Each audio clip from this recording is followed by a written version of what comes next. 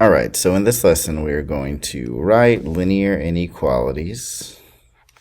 We're going to write linear inequalities with variables on both sides of the inequality sign. So before we do that, we have to be able to write these simple inequalities. So this first one reads less than $40. That means that the number of dollars will be less than 40. So the little part of the symbol is with the dollars because the dollars are less than 40.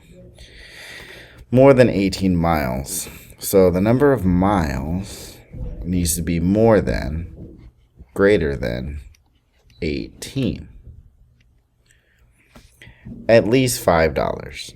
At least. So if you tell your parents, may I have at least $5? At least. Do you want more than $5 or less than $5? So the number of dollars you want, if you want at least 5, is more than 5. And like, would you be fine? Would you be okay with $5 if they gave you 5? Yeah, because you want at least, at the very bottom most, you want 5. You want 5 or more, so it can be equal. So this means that the number of dollars can be greater than, or it can be equal to 5. At most 2%. So first of all, let's convert this to percent. I can make that a little bit better. 2%. So move it twice. So 2%, 200ths. So the percent has to do with 0.02. Okay, so at most. So at the very most, you want this much. At the most. That means you actually want less. Like, this is the ceiling. You want less than this. Would you be okay with 2%? Yeah, because that's the most that you want, but you actually want, you're okay with less. So I'm going to go ahead and make these answers appear. So you can go ahead and pause the video and then work on it, come back, and all the answers will appear. All right, so 5, 4, 3, 2, 1. All right, look at that. Magic. Movie magic. So let's talk about some more complex inequalities. So Mr. Lopez is signing up for a gym membership. The first plan the worker offers Mr. Lopez costs $110 down and $10 a month. The second plan costs $10 and $30 a month. When will the first plan cost more than the second plan? So this V stands for variable. So variable 1 and variable 1. And this is variable 2. I guess I should make it like the other one, variable 2. So we are talking about two things in here. We are talking about the cost and, well, let's do this actually.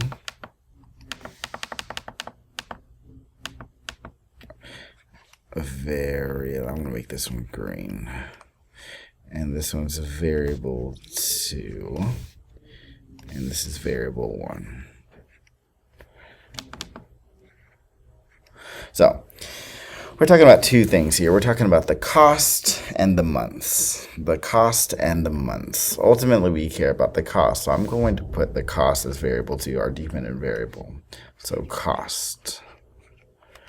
And that will, of course, depend on the number of months.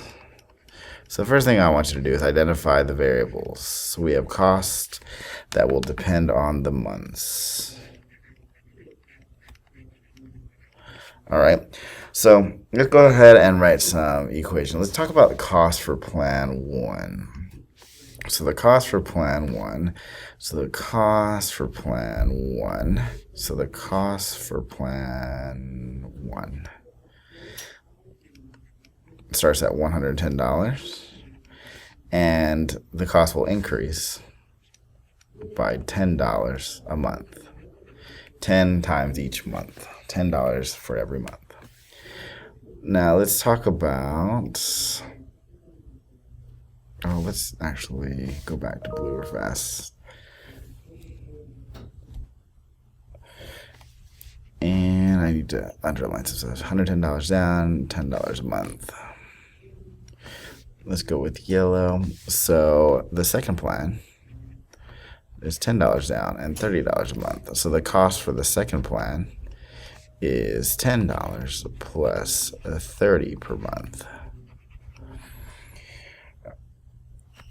All right, so let's go ahead and write this. I'm going to compare these two plans.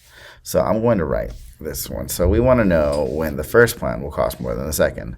So here's the first plan again. Here's the cost of the first plan written in terms of months. And here's the cost of the second plan, also written in terms of months. We want to know when the cost of the when will the first plan cost more. So we want to know when this one will cost more. So we want to know when that one will cost more.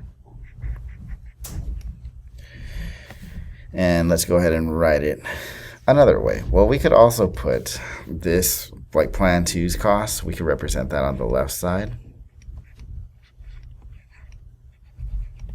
And we could represent the cost for plan 1 on the right side. And if we do that, though, this sign will need to face the first plan because it wants to know when the first plan will cost more. First plan costs more. So let's go ahead and do another example. So store A, actually, let me go back real quick. First plan. Okay. So store A charges an entrance fee of $5. So store A charges an entrance fee of $5 and 65 cents per item. I don't know what kind of store this person's going to. And store B store B charges entrance fee of $10 and 45 cents per item. When will how many items, or I guess for how many items will store B cost less? So I guess I should do this, store B costs less. So I should do this. First plan costs more. Okay. So we're talking about two things here. We're talking about the cost, right? Yeah, it doesn't tell us, but how much you spend, right? The cost, and it will depend on the number of items that you have. The cost, and then we depend on the number of items. So the cost and the number of items. I'll put that as capital I. Number of items that you buy. Okay, so the first store, so store A, the cost for store A is $5 plus 65 cents per item. The cost for store B, is $10 plus 45 cents per item. So we want to know after how many items will store B cost less. So I'm going to write this. So 5 plus 0.65 I.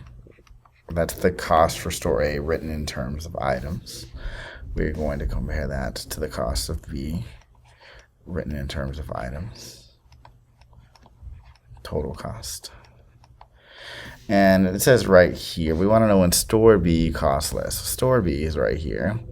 We want this to cost less. Now, keep in mind, we could also write it like this. Some of you may prefer, because some of you may prefer to think about which one costs more. So you would write more or less. It just depends how you want to think about it. And so that would determine whether you normally end up with this first inequality or the second inequality. But for our purposes, you'll write both, just so you're not thrown off if you ever see one or the other. So the blue's the larger one, So store B costs less. This is store B, and it costs less. All right, let's do a few more examples.